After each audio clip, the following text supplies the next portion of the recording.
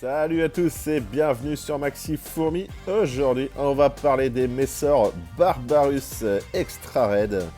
Donc pour information, cette colonie s'était très bien développée l'année dernière. Donc cette année, c'est reparti de plus belle, vous allez le voir. Donc j'en ai profité pour leur mettre un nouveau setup. Donc les tubes, vous les aviez déjà vus lors de l'unboxing, mais le reste, je ne crois pas encore. Alors c'est un kit porte-tube pour pouvoir mettre les tubes dessus, hein, tout bêtement, qui nous vient d'AliExpress. Alors pourquoi AliExpress, me direz-vous? Qu'est-ce que tu fous avec ça?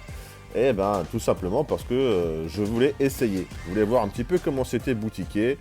Bon, clairement j'ai eu des emmerdes, hein. Je vais être franc avec vous, j'ai eu des graves emmerdes. Donc là j'ai été obligé de faire une plaque sur mesure que j'ai faite moi-même, hein, du coup voilà, j'ai pris de l'acrylique tout bêtement. Et puis du coup j'ai repercé aussi la plaque qui avait du kit à l'intérieur pour pouvoir faire passer les joints, parce que le kit n'avait pas de joints, tout simplement. Donc les tubes baillaient dedans, le moindre coup que je mettais dedans, le tube il se barrait, et puis j'ai pas envie d'avoir une centaine de Messor à se balader dans ma maison. J'ai aussi profité pour faire des aérations. Hop, j'en ai fait une ici et une en haut. Hop, comme ça au moins ça ventile un petit peu quand même, parce que c'était un petit peu tout fermé, donc clairement, je recommande pas ce merdier là, parce que voilà, j'ai eu des emmerdes, c'est pas adapté du tout. Donc voilà, c'est une mauvaise expérience pour ma part. Donc le prochain sera en verre, comme ça au moins ce sera de la bonne cam. Je pourrai le nettoyer facilement, le démonter, ainsi de suite. Donc je le ferai faire sur mesure en verre.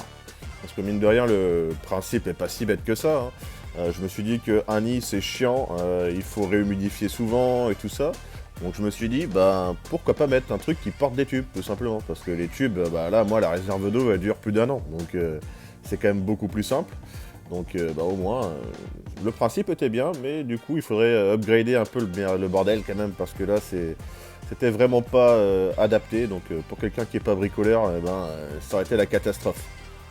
Donc parlons quand même un petit peu des fourmis, hein, on est là pour ça. Donc les petites Messor Red sont reparties à fond les ballons, donc vous pouvez le voir un peu au niveau du couvain. Voilà, les grosses pontes, voilà, les gros majors qui vont arriver encore une fois. Donc là j'estime à peu près la population à entre 100 et 150, hein, parce que c'est quand même très difficile à compter. Surtout que là, depuis que je les ai tripotées pour filmer, elles se sont entassées dans le dernier compartiment. Donc là je vous laisse imaginer la masse de fourmis qu'il peut y avoir dans ce tout petit compartiment là. Parce que voilà, je les ai fait déménager il n'y a pas si longtemps que ça, et puis elles prennent à peu près deux tubes de 18, hein. En gros, quand elles sont à peu près calmes, elles prennent 2 tubes de 18, donc bon, ça commence à faire quelques belles fourmis, hein, quand même. Bon, sinon je sais très bien que vous adorez cette belle reine rouge, mais là, aujourd'hui vous verrez que son cul. Excusez-moi, mais là elle est tellement entassée que on voit un gros bout de cul rouge là, c'est le cul de la reine. Bon, sinon voilà, j'ai mis en vertical aussi le truc pour filmer, donc c'est pas les plus simples. Bon, je vais leur remettre un petit peu de graines aussi, ça fait un moment qu'elles ont pas eu de la belle graine fraîche, donc un petit mélange de graines sympathique. Et puis on va leur donner tout ça. J'ai mis un coup de propre dans l'air de chasse parce que c'était une catastrophe. Vous imaginez même pas à la vitesse où elle me dégueulasse ce truc là. Franchement, en même pas 2 jours, l'air de chasse est dégueulasse. Et voilà un petit peu l'état du setup, comment ça fait sur mes étagères. Donc air de chasse en store, l'AliExpress pour porter les tubes et du Antlabs pour les tubes. Ça fait un petit setup hybride comme ça, là je trouve ça plutôt sympa, mais il y a certains trucs qu'il faut quand même améliorer pour que ce soit quand même plus pratique au quotidien. Par exemple les tubes, là je les ai mis en mode vertical sur la hauteur, parce que c'est sur ma dernière étagère, franchement très très haut, et puis comme ça je peux les voir de mon siège tout en bas, donc au moins je peux les voir, c'est sympa. Mais par contre pour l'entretien, tout ça a tendance à se casser la gueule, et pour filmer, c'est pas les plus simples, parce que le dernier tube où est la reine et compagnie, il est un peu dans l'ombre, donc c'est pas les plus simples. Mais bon, on va y remédier plus tard. Une fois le déménagement fait, je remettrai tout ça à plat sur des beaux petits meubles, et puis roule ma poule. Donc voilà, nos petites fourmis en train de faire du pain. Voilà, pour rappel, les fourmis moissonneuses fabriquent du pain avec leur salive et les graines que je leur donne. Donc voilà, elles déposent ça après à côté du couvain, et puis tout ça se nourrit du pain à fourmis. C'est super intéressant. Ouais, celle-ci, elle est en train de se battre, un vrai joueur de rugby avec sa boule de graines, là.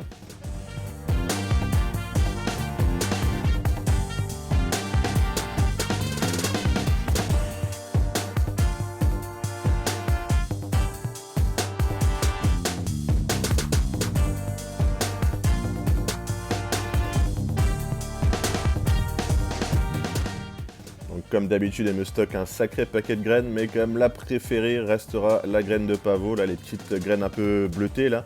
Bah, c'est tout petit, c'est facile à casser, donc c'est le grand succès, comme d'habitude. Ici, vous avez à l'image mon Méga Major, c'est le plus gros de la colonie.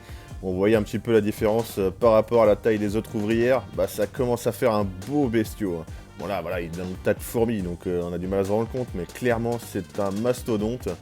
Par rapport à la vidéo du Major que je vous avais montré dans les précédentes vidéos, donc numéro 3, et ben celui-là, il fait, allez, 2-3 mm de plus. Hein. Il est vraiment énorme.